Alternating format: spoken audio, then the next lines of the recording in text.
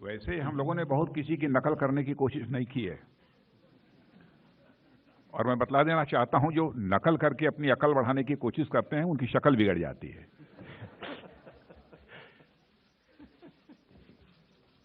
ये है, ठीक है, स्टडी किया है, क्या है स्ट्रक्चर, कैसे सिलेक्शन का क्या प्रोसेस है, दूसरी कंट्रीज का भी स्टडी किया है हम लोगों ने, लेकिन बहुत सोच समझकर इस कंट्री के इंटरेस्ट में, यहाँ के नौजवानों के इंटरेस्ट को देखते हुए यह फैसला किया गया है।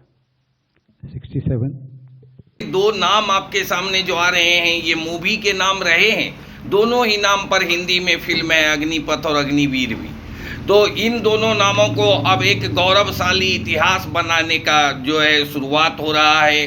हमारे देश के जो रक्षा मंत्री हैं राजनाथ सिंह जी ने सेना अध्यक्षों के साथ एक प्रेस कॉन्फ्रेंस करी है, दो नाम बताए, कहा कि सेना में जो अब बहाली होगी वो कॉन्ट्रैक्ट बेसिस पर बहाली होगी, बहाली सिर्फ 4 साल के लिए होगी। मतलब युवाओं को सैनिक बनने का जो मौका मिलेगा यह सिर्फ 4 साल के लिए मिलेगा।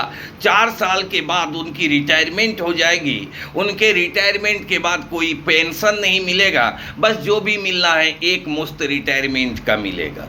4 साल की ड्यूटी में अब वो क्या कहते हैं, ग्रेजुएटी वगैरह जो होता है मिलता है, समय समय पर जो बढ़ता है, ये कितना बढ़ेगा एक जवान का, इसका भी सहज अनुमान लगाया जा सकता है। अब इसमें कई तरह की तकनीकी परेशानियों को देखिए कि पहली तकनीकी परेशानी है कि 4 साल के नौकरी के लिए 9 महीने से 12 महीने उसके ट्रेनिंग में ख़त्म हो जाएंगे। 6 महीने से 12 महीने का समय उन जवानों को ट्रेंड करने में ख़त्म हो जाएगा। बच गया 3 साल कुछ महीने या फिर 3 साल। 3 साल की ड्यूटी में उसे तनख्वाह मिलेगा और रिटायरमेंट के बाद कोई पेंशन नहीं मिलेगा। मतलब उसकी जॉब 4 साल की होगी और 4 साल के बाद बकौल रक्षा मंत्री जी उसके पास काफ़ी स्किल बढ़ जाएंगे।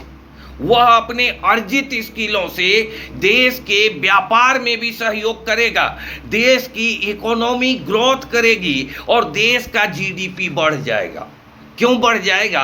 क्योंकि सेना के जवानों को 3 साल तक सेना में जवान बनकर रहने का जो कार्यानुभव प्राप्त होगा, इसे वो देश के अंदर रोजगार में बदल सकते हैं और व्यापार में भी उनको एक अच्छे अर्थशास्त्री की तरह राजनाथ सिंह जी ने जीडीपी, भारत की तरक्की, व्यापार, सबको जो है सबका अध्ययन करके निष्कर्ष निकाला है। हालांकि यह निष्कर्ष रक्षा से संबंधित विषय पर है।